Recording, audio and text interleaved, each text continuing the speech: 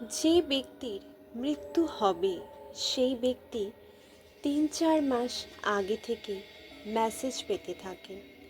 কিছু লোক এমন কথা বলেন যেমন, যখন আমি মারা যাব তুমি এই কাজগুলো করো। দ্বিতীয় ব্যক্তি ভাবতে থাকেন, উনি এমন কথা কেন বলছেন। অনেকে আবার বলেন, এই বছর পুজোটা ভালোভাবে কাটাবো, কে জানে যদি পরের বছর আর না থাকি। অনেকে এইরকম ধরনের কিছু কথা বলে থাকেন। তাদের সাবকনসিয়াস মাইন্ডে এই থট চলে আসে।